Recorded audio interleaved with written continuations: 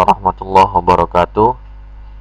Apa kabar teman-teman sahabat guru madrasah semua, sahabat SKI kelas 5?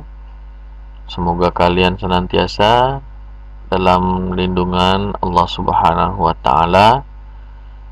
Semoga senantiasa dalam keadaan sehat walafiat, dijauhkan dari berbagai macam bahaya dan penyakit, sehingga bisa lebih semangat lagi dalam belajarnya.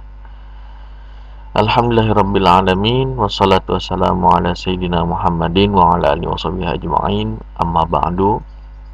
Kali ini kita berjumpa dalam video pembelajaran sejarah kebudayaan Islam. Kita sudah masuk ke semester 2 di bab yang ke-6 yang berkaitan dengan tema kisah teladan dari sahabat Rasulullah yang bernama Sayyidina Abu Bakar As-Siddiq. Bagaimana perjuangan beliau dalam meneruskan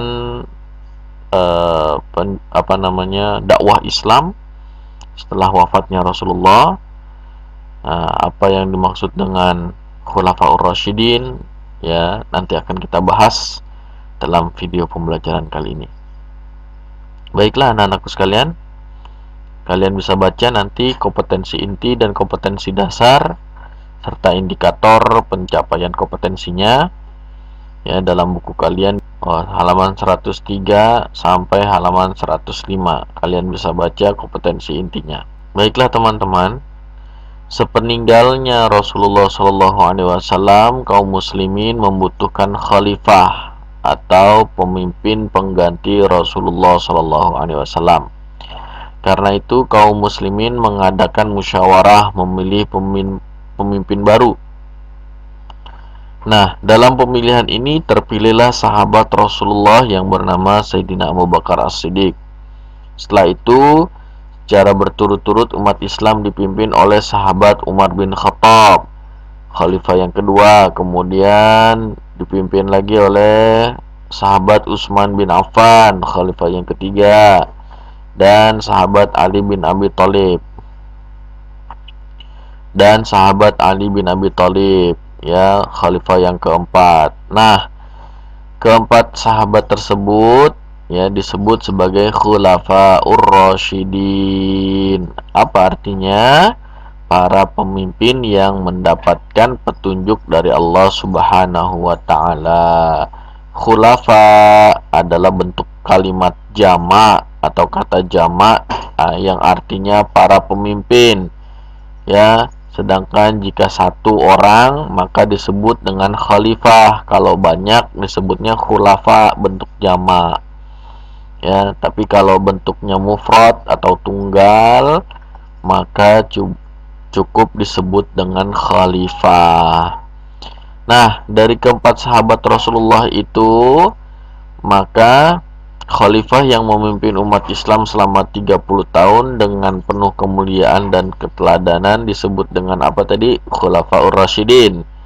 Ya, kurang lebih selama 30 tahun dipimpin oleh Sayyidina Abu Bakar sampai Sayyidina Ali, ya. Kepemimpinan Khulafaur Rasyidin kurang lebih 30 tahun. Nah, selama memimpin umat Islam banyak keberhasilan atau prestasi yang diraih sehingga dakwah Islamiyah semakin luas. Apa saja teladan yang dicontohkan dari sahabat Abu Bakar As-Siddiq? Nah, sebelumnya kita cari tahu dulu siapa sih Abu Bakar As-Siddiq, ya. Beliau adalah sahabat Rasulullah yang jujur, setia kawan, dermawan, bijaksana, dan sangat mencintai Rasulullah. Ya, Sayyidina Abu Bakar As-Siddiq lahir pada tahun ketiga tahun gajah, yaitu 573 Masehi, atau 3 tahun lebih muda dari Rasulullah SAW. Ya, Abu Bakar mempunyai nama asli Abdullah ibnu Abi Quhafah, ya, Utsman bin Amir bin Amru bin Sa'ad bin Taim bin Murrah At-Tamimi. Singkatnya Abdullah bin Abi Quhafah At-Tamimi, nama asli beliau. Ya, nama asli dari Sayyidina Abu Bakar As-Siddiq adalah Abdullah bin Abi Quhafah At-Tamimi. Garis keturunannya bertemu dengan garis keturunan Rasulullah pada Murrah bin Ka'ab, yaitu kakek yang ketujuh.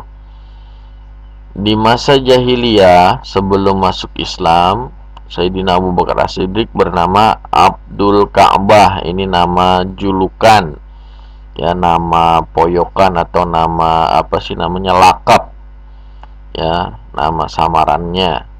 Nah, kemudian setelah masuk Islam, namanya diubah menjadi Abdullah oleh Rasulullah Shallallahu Alaihi Wasallam. Jadi begitu masuk Islam, nama beliau diubah oleh Rasulullah Shallallahu Alaihi Wasallam menjadi Abdullah.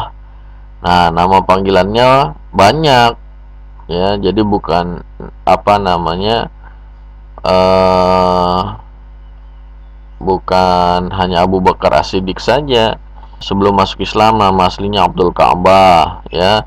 Kemudian setelah masuk Islam dinamai oleh Rasulullah sebagai Abdullah, ya. Kemudian nama-nama lainnya adalah, ya, Abu Bakar As-Siddiq, Al-Atiq, Abdullah, dan Abu Quhafah, ya. Namun yang paling terkenal adalah Abu Bakar As-Siddiq.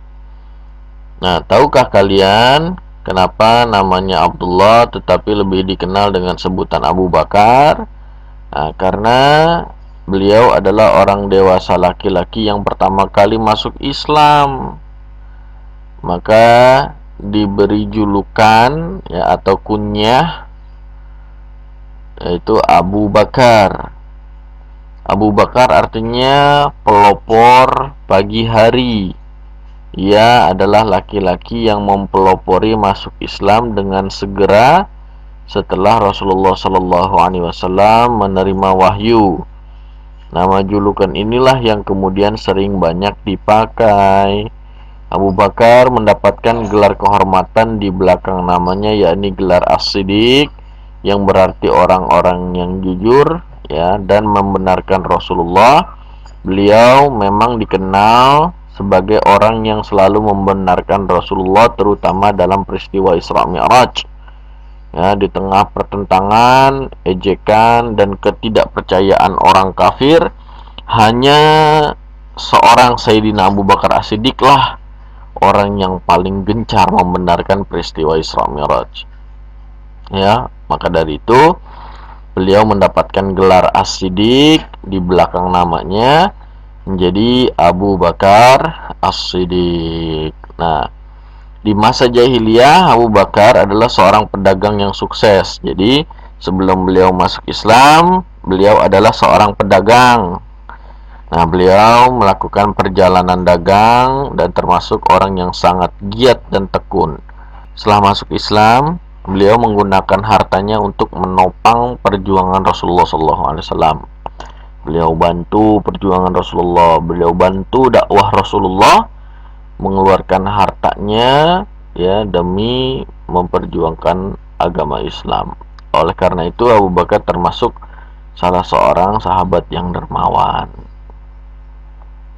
Nah, Abu Bakar As-Siddiq adalah orang yang jujur dan baik hati. Ketika Rasulullah mendakwakan Islamnya, beliau langsung menerima ajaran tersebut dengan penuh keyakinan, ya, tanpa ragu.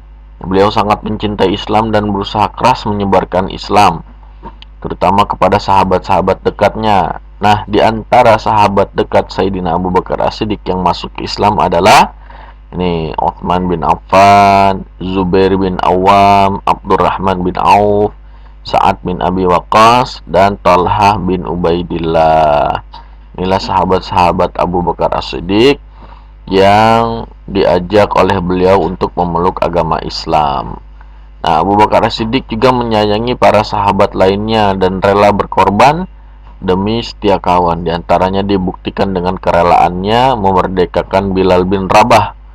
Ya, pada saat itu sahabat Bilal yang berstatus budak masuk Islam. Namun kemudian, ya, pemiliknya atau tuannya dari Bilal bin Rabah mengetahui dan menyuruh sahabat Bilal keluar dari Islam. Ya, sahabat Bilal menolak akhirnya Bilal disiksa dengan kejam. Ya, sahabat Bilal bin Rabah disiksa, bahkan sampai ditimban sampai ditindih dan ditiban dengan batu. Ya, nah lalu sahabat Abu Bakar mendengar hal tersebut. Ya, lalu sahabat Abu Bakar mendengar hal tersebut, ya, beliau tidak rela dan beliau mengeluarkan hartanya, ya, demi untuk membebaskan Bilal dari statusnya sebagai budak. Ya, beliau ingin memerdekakan sahabat Bilal bin Rabah, ya, dengan harga berapapun beliau akan bayar, ya, kata sahabat Abu Bakar. Nah, sejak saat itulah Bilal bin Rabah menjadi sahabat Rasulullah, ya, menjadi orang yang merdeka, bukan budak lagi. Nah, Abu Bakar As-Siddiq juga sangat santun dan bijaksana, namun tetap tegas dan tetap teguh dalam memegang prinsip. Para sahabat lain mengagumi dan menghormatinya. Posisinya sebagai bangsawan yang kaya, yang mengayomi para sahabat, menjadi penguat sahabat-sahabat lain yang mengalami cercaan, gangguan, dan siksaan kaum kafir Mekah. Ya, Abu Bakar adalah sahabat karib Rasulullah yang setia dan mencintai Rasulullah SAW. Begitu setia dan cintanya kepada Rasulullah sehingga beliau rela mempertaruhkan harta, nyawa demi membela Rasulullah. Hal ini dibuktikan saat Rasulullah memerintahkan untuk hijrah, ya, dari Mekah ke Madinah. Beliau tidak hijrah ke Madinah mengikuti sahabat-sahabat yang lain, ya, yang berangkat lebih awal, tetapi beliau setia menemani Rasulullah yang berangkat hijrah beberapa waktu kemudian.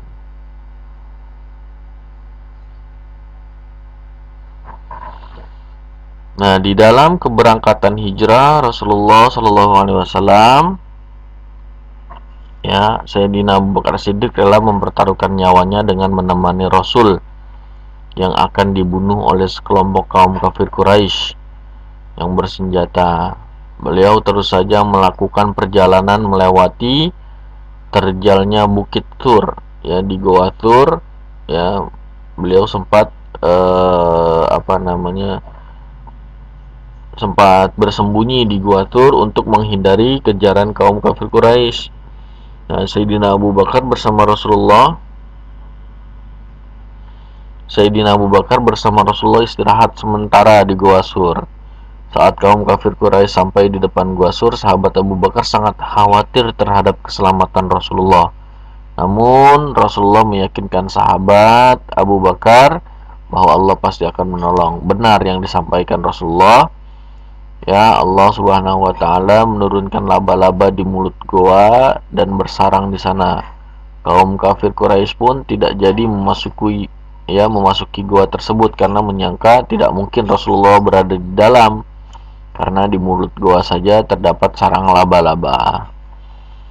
Ya, itulah kisah dari sahabat Abu Bakar As-Siddiq yang setia menemani Rasulullah. Nah, begitu cintanya kepada Rasulullah hingga saat Rasulullah SAW tidur di pangkuannya, ia tidak berani bergeser dan bergerak. Ya, bahkan saat ia digigit serangga pun ia tidak bergerak karena khawatir Rasulullah SAW akan terbangun. Insyaallah. Ya, saking cintanya sahabat Abu Bakar terhadap Rasulullah, ya, beliau tidak mau mengganggu tidurnya Rasulullah. Oke, kita lihat lagi pembahasan mengenai sahabat Abu Bakar. Nah, di sini, ya, berkaitan dengan kepemimpinan dari sahabat Abu Bakar dalam mengatur, ya, mengelola dakwah Islam, ya, kurang lebih selama 2 tahun, dari tahun ke-11 hingga tahun ke-13 Hijriah. Ya, mungkin di video kali ini cukup sekian. Kita bahas perkenalan mengenai sahabat Abu Bakar. Insyaallah Di video berikutnya kita akan bahas bersama-sama apa saja dakwah, ya, upaya beliau dalam memperjuangkan ajaran agama Islam. Ya, silahkan kalian saksikan video pembelajaran SKI yang berkaitan dengan sejarah-sejarah Abu Bakar As-Siddiq. Jika kalian kurang paham, silahkan kalian baca, kalian tonton lagi video ini, kalian pelajari, dan boleh bertanya kepada siapapun termasuk Bapak. Ya, silahkan Bapak akhiri. Semoga kita semua senantiasa dalam lindungan Allah Subhanahu wa taala.